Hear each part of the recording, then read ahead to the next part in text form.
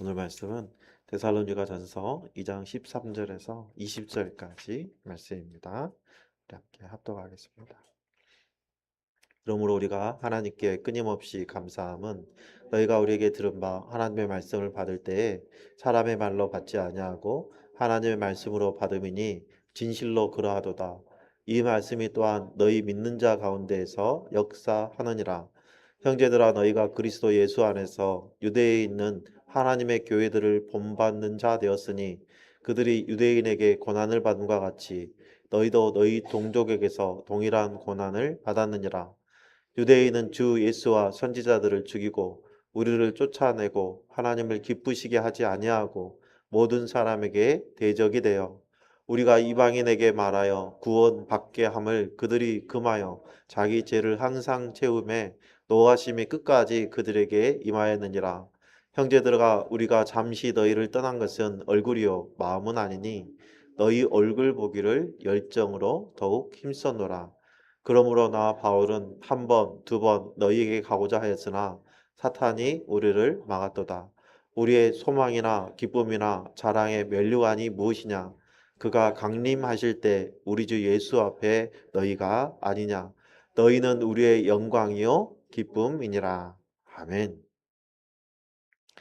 여러분, 지금까지 여러분이 살아오시면서 말씀을 들은 거, 그러니까 설교를 들었다면 몇 편 정도 될 것 같습니까? 새벽 기도, 주일 예배, 수요 예배, 요즘은 또 화요 기도회까지 하니까 또 그뿐만 아니죠. 우리가 맘만 먹으면 유튜브에서도 얼마든지 또 설교를 또 찾아 들을 수 있잖아요. 그렇다면 모태 신앙이신 분은 진짜 이 나이가 됐으면 수천 편은 될 거예요. 그렇죠? 그렇다면 우리에게 한번 스스로 이런 질문을 던져볼 수 있을 것 같아요. 그 수천 편의 설교 중에 나의 삶을 실제로 움직이게 한 설교는 몇 편 정도 됩니까? 여러분, 머리에서부터 가슴으로 내려오기까지 많은 시간이 필요하다라는 말이 있듯이 말씀을 듣는 것과 말씀을 마음에 받아들이는 것에는 차이가 있죠. 똑같은 설교를 나란히 앉아서 들어도 어떤 사람은 그냥 흘려보내고 또 어떤 사람은 그 말씀을 받아서 변화된 삶을 살아갑니다. 제자 훈련을 열심히 받았지만 아무런 변화가 없는 삶을 살아가는 사람도 있고 기초적인 삶 공부만 했어도 삶이 획기적으로 변한 그런 사람도 있죠. 여러분, 무엇이 그런 차이를 만들어낼까요? 데살로니가 교회는 세워진 지 얼마 안 된, 몇 달 안 된 그런 교회잖아요. 성도들도 믿은 지 정말 얼마 되지 않은 그런 햇병아리 같은 존재들의 수준이었어요. 우리가 그 들은 말씀의 양으로 치자면 데살로니가 교회 성도들은 우리하고 비할 바가 될 수가 없죠. 그런데 그 짧은 시간에 받은 그 말씀으로 그들의 삶 전체가 뒤집어집니다. 그들이 예수님을 믿은 뒤에 겪은 일들을 사도행전 17장에서 말하고 있는데요. 폭동이 일어났고 그들에게 말씀을 전해 줬던 전도자는 갑자기 밤중에 그 도시를 쫓기듯 떠나게 되었습니다. 이후에 이웃들에게 많은 박해를 받았고 시달림을 받았어요. 상식적으로 생각해 보면 이만하면 그냥 신앙을 접을 만하기도 하죠. 그런데 오히려 그들은 더 굳세게 섰다는 말이죠. 여러분, 어떻게 그렇게 할 수가 있었을까요? 오늘 본문은 그 이유를 우리에게 설명해 주고 있어요. 그리고 그 이유는 우리가 오랫동안 품고 기도하고 있는 그 한 영혼, 그 영혼이 오랫동안 마음 쓰고 있는데도 돌아오지 않을 때, 열매가 보이지 않는 그때에 어떻게 해야 될지도 그 자리에 적용할 수 있는 부분입니다. 오늘 본문 13절은 이렇게 시작하죠. 이러므로 우리가 하나님께 끊임없이 감사함은 너희가 우리에게 들은 바 하나님의 말씀을 받을 때에 사람의 말로 받지 아니하고 하나님의 말씀으로 받음이니 진실로 그러하도다. 이 말씀이 또한 너희 믿는 자 가운데서 역사하시느니라. 아멘. 이 구절의 중심은요. 사람의 말로 받지 아니하고 하나님의 말씀으로 받았다라는 부분이에요. 데살로니가 성도들은 사도 바울의 말을 들었을 때 사도 바울 한 사람의 개인적인 의견으로 들은 것이 아니고 그것을 바울의 생각으로 받아들인 게 아니고 하나님의 말씀으로 받아들였다는 거예요. 여러분 같은 이야기를 들었어요.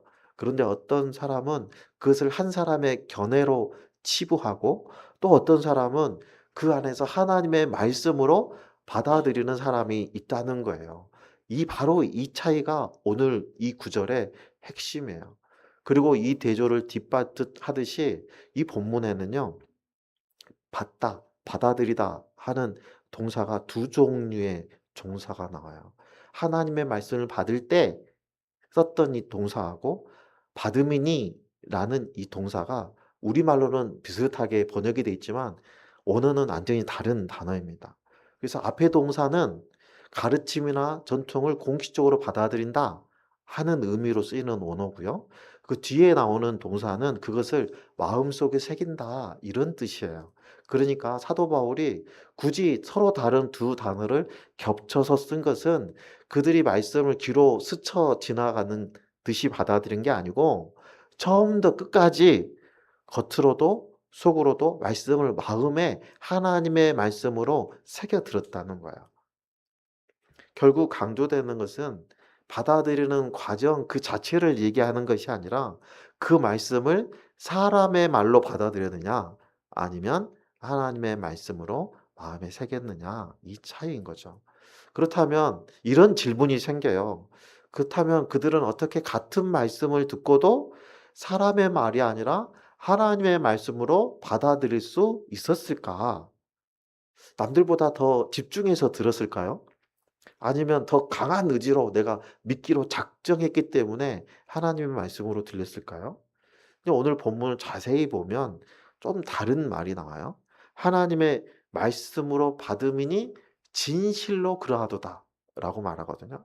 이 진실로라는 이 단어가 원어로 볼 때 주는 그 뉘앙스를 번역하다 보니까 제대로 우리에게 못 전해줘요.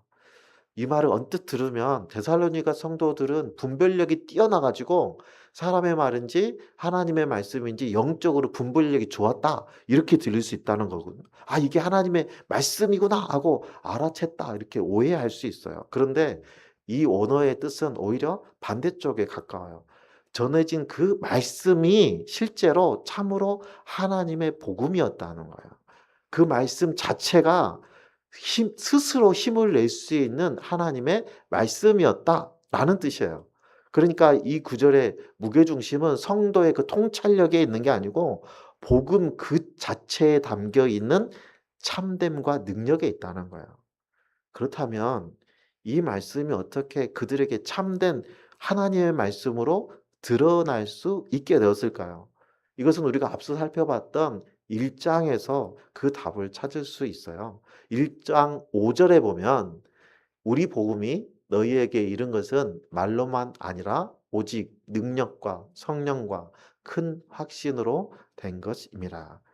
여기서 분명히 해야 될 게 있어요. 바울이 전한 것은 그의 개인적인 그런 생각이나 조언이 아니라는 거예요.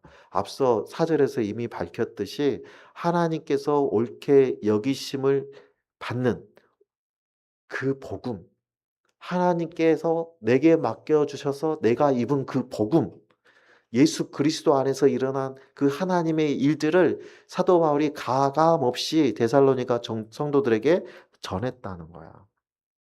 그 성령께서 그리고 성령께서 그 바뀌어진 복음을 통해서 성도들의 마음속 데살로니가 성도들의 마음속에서 직접 일하셨다는 거예요.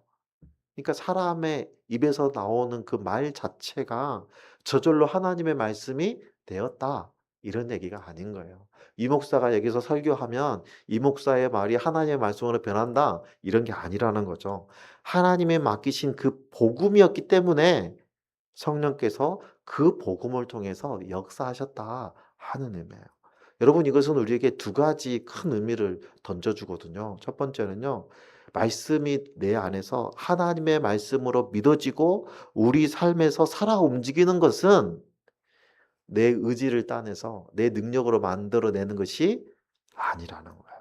하나님이 맡겨주신 그 복음 안에서 성령께서 이미 하고 계시는 일이라는 거예요. 간혹 우리가 왜 다른 사람은 이렇게 은혜롭게 가는데 나는 왜 다른 사람만큼 말씀이 은혜가 안 되지? 하고 나를 자책할 필요가 없다라는 말인 거예요. 믿어지게 하는 것, 우리의 마음을 여는 것은 우리의 능력이 아니야. 그거는 하나님이 하시는 일이에요. 그리고 두 번째는요. 그렇다고 우리가 손을 놓고 있어도 된다는 말도 아니라는 거예요. 다만 우리가 돌아봐야 되는 것은 내 마음이 얼마나 열고 있는가, 내 마음을 내가 얼마나 열고 있는가, 이게 아니에요. 히브리서에 보면 이런 얘기가 있어요. 3장 15절에 보면 성경에 일렀으되 오늘 너희가 그의 음성을 듣거든 경노하시게 하던 것 같이 너희 마음을 완고하게 하지 말라. 여러분 여기서 완고하게 하다 말은요, 닫다라는 말이에요. 여러분 우리의 마음을 여는 것은요, 성령님께서 하나님께서 하시는 일이에요. 하지만 우리의 마음을 닫는 건 누가 한다고요? 내가 한다.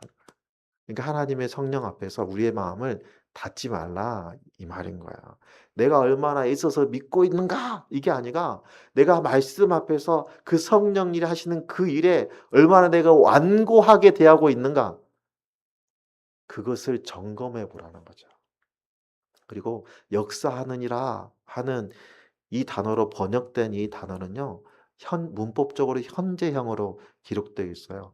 어제도, 오늘도, 그리고 앞으로도 계속 이루어지는 일들을 얘기하거든요. 그러니까 사도 바울이 이 편지를 쓰고 있는 순간, 그리고 이 편지를 데살로니가 성도들이 받아서 읽고 있는 그 순간에도 성령님이 계속 역사하시고 있는 중이다라는 거예요.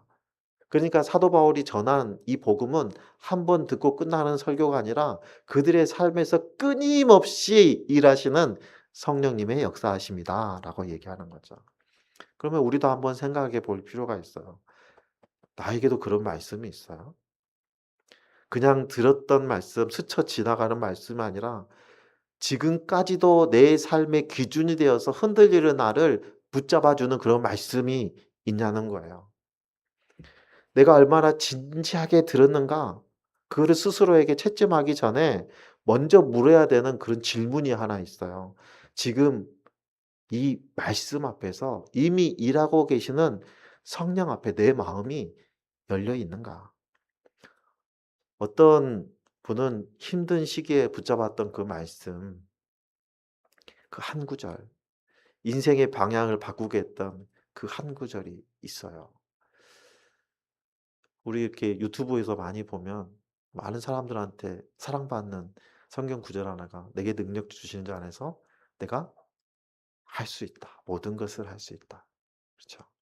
의인은 넘어지라니 아예 엎드려지지 않으면 주의 손이 나를 잡아주시는 것들. 시편 37편 말씀이죠.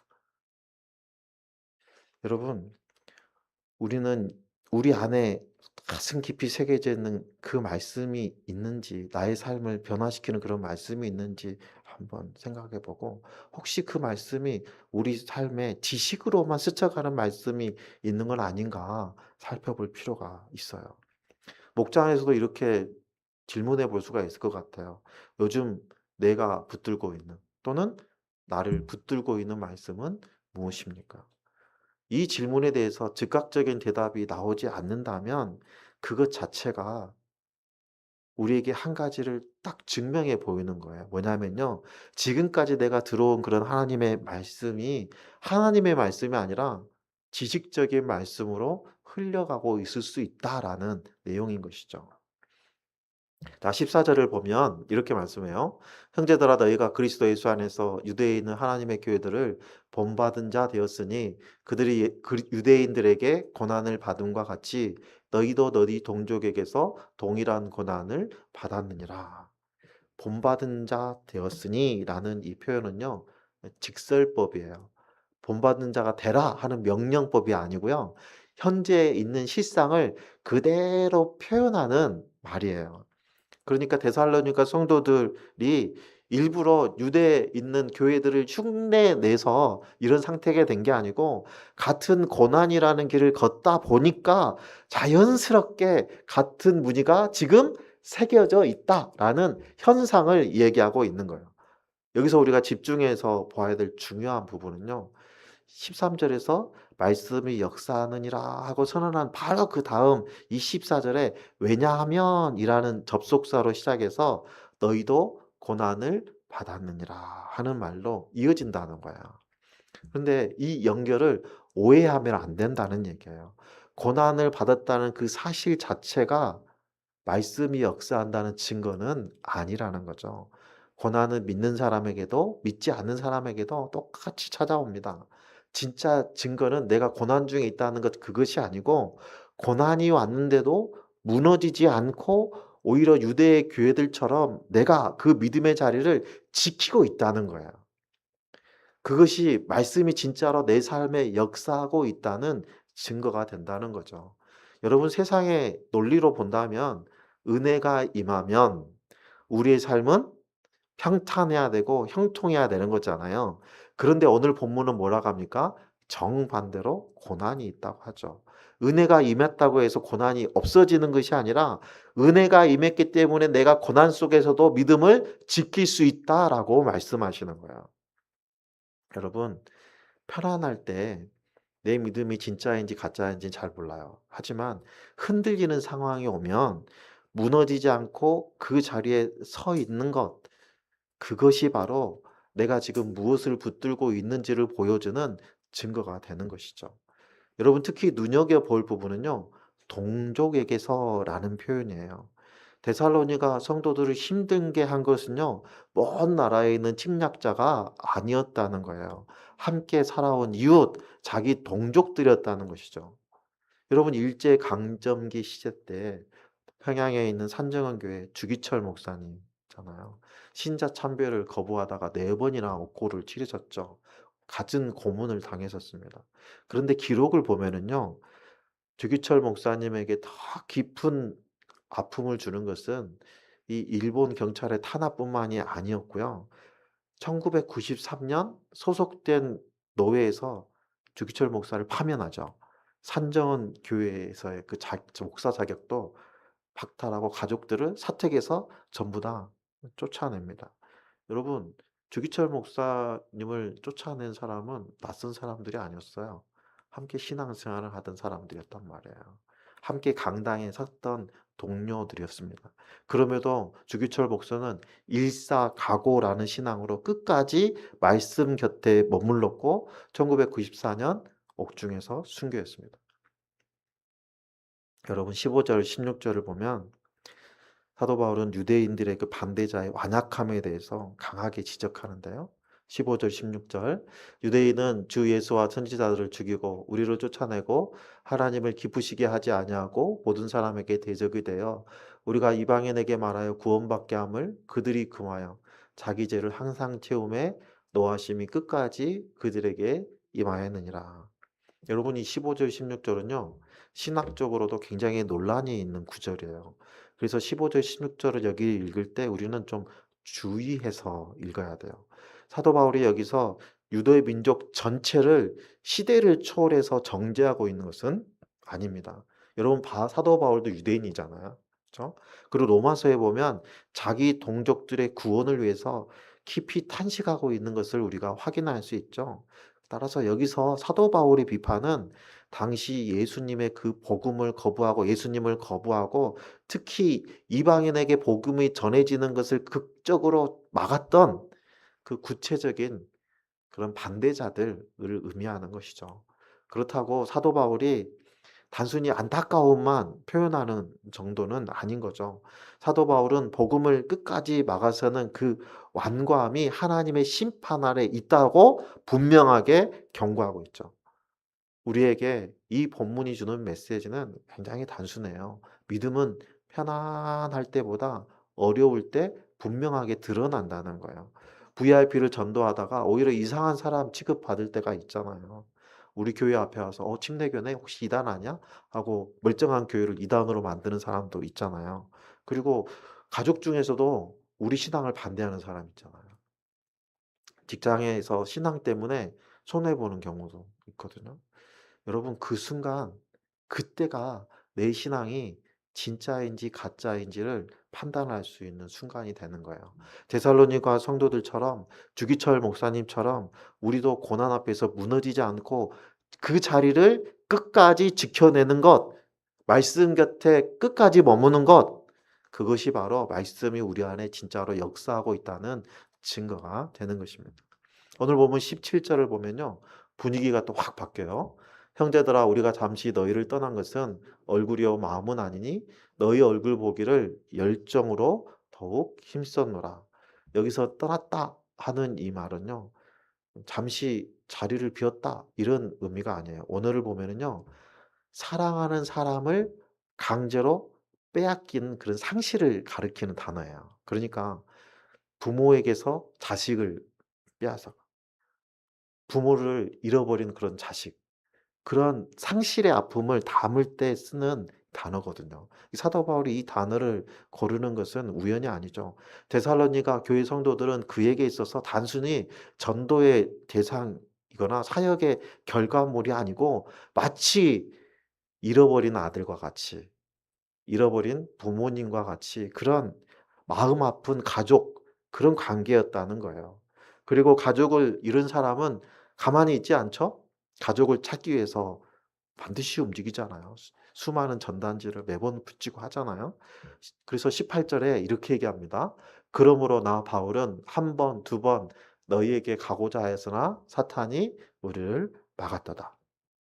이 "막았도다."라는 이 말은요. 더 이상 나아가지 못하게 강력하게 방해하다, 끊어낸다 이런 뜻을 가진 단어거든요. 단순히 어떤 불편한 사정이 있었다는 게 아니고요. 의도적으로 누군가가 길을 확고하게 막았다는 거예요. 사도 바울이 가고 싶어도 갈 수 없었던 것은 사도 바울의 의지가 약했던 것이 아니라 실제로 갈 수 없는 상황이었다는 거예요. 길이 막혔었다는 것이죠. 여러분 우리도 그런 경험이 있잖아요. VIP를 내 섬겼어요. 그런데 어느 날 갑자기 전화도 안 받고 문자도 안 보고 카톡은 여전히 일자가 남아 있고 관계가 소원해지고 시간이 지나도 열매가 맺어지지 않을 때, 여러분 내가 게을러서가 아니잖아요.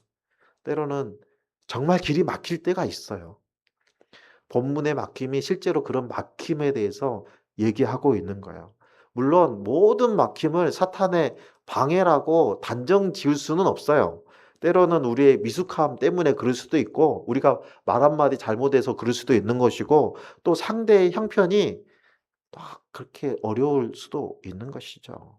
그래도 오늘 본문에서 사도 바울은 적어도 복음의 길에는 실제적으로 영적인 방해가 있다는 것을 이야기하고 있는 거예요. 그리고 19절, 20절에 보면요. 사도 바울이 그 막힘에도 포기하지 않는 이유를 얘기합니다. 우리의 소망이나 기쁨이나 자랑의 면류관이 무엇이냐?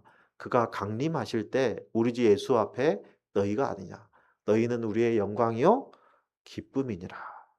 이 자랑스러운 면류관, 그것은요 왕관이 아니고요. 고대 운동 경기에서 완주한 선수들에게 씌워주는 그런 월계관 같은 그런 화관이죠, 화관. 사도 바울은 자신을 경주를 뛰는 그런 선수로, 또 데살로니가 성도들을 자신이 받게 될 승리의 화관으로 지금 비유해서 그리고 있는 것이죠. 그런데 이 논리는요, 사도 바울만의 논리는 아닙니다. 한 사람의 구원과 그 구원에 대한 소망에 대한 그 기쁨을 자랑으로 여기는 이 마음은 시대가 흘러도 수많은 사람들이 같이 품고 있죠. 대표적인 예를 하나 들면 19 세기의 조지 밀러, 여러분 많이 아시잖아요. 회심을 위해서 오랫동안 기도한 친구들이 있었어요. 첫 번째 친구는 기도하고 8달 만에 회심해서 교회에 나오게 됩니다. 그리고 다른 친구는 5 년이 걸렸대요. 그런데 다음 사람은 6 년이 걸렸고요. 나머지 친구는 끝내 돌아오지 않았다고 합니다. 조지 물러가 세상을 떠난 뒤에 얼마 되지 않아서 그 남은 사람들도 회심하고 돌아왔다라는 이야기가 전해지고 있어요. 조지 물러는요. 죽는 그 순간까지 한 영혼, 이 영혼들을 구원하기 위해서 기도하는 것을 포기하지 않았다고 합니다. 여러분, 포기하지 않은 이유가 뭘까요? 사람이 결국 주님 앞에 서는 것, 그것 하나, 그게 조지 뮬러의 가장 큰 기쁨이고 소망이었기 때문에 당장 눈에 열매가 보이지 않고 변화가 보이지 않는다 해도 끝까지 기도할 수 있었다는 거예요. 여러분, 사도 바울이 길이 막혀도 포기하지 않은 것도 이와 같은 이유입니다. 사업의 성공이나 사람의 인정을 받기 위함이 아니죠. 그 한 사람이 주님 앞에서 변화되는 것, 한 영혼이 주님 앞에 돌아오는 것, 그 기쁨으로 그것이 유일한 자신의 자랑이라고 표현하고 있는 거예요. 우리가 지금 붙들고 있는 그러한 한 영혼도 마찬가지죠. 우리가 마음속으로 품고 기도하고 있는 그런 영혼들도 마찬가지잖아요. 그 VIP가 예수님을 영접하고 침례받고 그리고 신앙이 자라서 마침내 누군가를 다시 제자로 세우는 그 순간이 된다면 그때 우리는 얼마나 기쁨이 있을 것이며 그 세워진 제자 한 명이 결국은 우리에게 면류관이 될 것입니다. 그리고 그 그림이 우리가 어떤 상황에서도 복음을 포기하지 않는 지침을, 그런 번아웃 같은 그런 힘듦을 견뎌낼 수 있는 힘이 될 수 있는 거죠. 여러분이 품고 있는 그 이름 하나 지금 한번 떠올려 보시기 바랍니다. 오랫동안 기도했는데 마음의 문이 열리지 않는 한 사람. 몇 번 다가갔지만 반번이 밀어내고 그 큰 벽에 부딪히는 그 한 사람이 있잖아요. 때로는 지금은 연락조차도 뜸해져서 '아이고 포기할까.' 싶은 그런 한 영혼이 있을 수 있어요. 여러분, 오늘 본문은 그 사람을 우리가 어떻게 붙들어야 될지에 대해서 말씀합니다. 데살로니가 성도들은 말씀이 역사하게 데살로니가 성도들에게 말씀이 역사하게 된 것은 그들이 특별한 의지가 있어서가 아니었다고 했잖아요. 그 사람 안에 가지고 있는 복음이 활성화되었다는 거야. 하나님이 맡기신 그 복음이 성령께서 그들 안에서 살아 움직이게 하셨기 때문에 생명력을 갖추었다는 거예요. 그 살아있는 말씀이 그들의 고난 속에서도 무너지지 않게 붙들어 주었다는 거예요. 사도 바울이 길이 막혀도 그 한 사람을 포기하는 그 사랑, 그것이 성령님이 복음 안에서 역사하셨기 때문에 가능한 일이라는 거예요. 여러분, 말씀이 역사하신다는 것은 결국은 이런 거예요. 내 삶에서 흔들리지 않을 힘도, 누군가 끝까지 붙들고 포기하지 않을 그 사랑도 같은 뿌리에서 나온다는 거야. 내 안에서 지금 살아 움직이는 그 말씀, 그 말씀이 우리의 같은 뿌리가 되는 거야. 여러분이 지금 겪는 그 막힘, 열매 없는 것 같은 그러한 어떤 실패처럼 보이는 그런 것들, 여러분, 그런 것은요 실제로 실패가 아니에요. 우리는 과정을 걸어가고 있는 거예요. 여러분, 또 한 가지는요, 사탄도 우리의 가는 길을 끊을 수 있어요. 하지만 사탄이 이 말씀 안에서 역사하시는 그 소망의 빛, 복음의 역사까지도 끊어낼 수는 없어요. 우리가 한 사람을 포기하지 않은 힘은 우리 의지에서 나오는 것이 아니고요. 하나님이 먼저 우리를 포기하지 않으셨던 그 사랑에서 나오는 거예요. 우리가 길을 잃고 헤맬 때도 하나님은 끝까지 우리와 함께 하시고 우리를 먼저 찾아오셔서 당신의 자녀로 삼아 주셨어요. 그 살아있는 사랑을 받은 우리가 그 사랑을 우리 안에 품고 있기 때문에 같은 말씀이 역사하셔서 말씀 안에 담겨 있는 성령님의 그 일하심으로 인해서 우리가 무너지지 않고 이 자리를 견디고 말씀 곁에서 끝까지 머무를 수 있는 거예요. 여러분, 이번 한 주 말씀을 마음으로 받아서 살아 움직이는 성령의 역사를 경험하는 저와 여러분 되기를 소망합니다. 그 말씀이 고난 속에서도 우리를 붙들어 주고 길이 막혀도 그 한 사람을 포기하지 않는 사랑으로 흘러나오기를 예수님의 이름으로 축원합니다.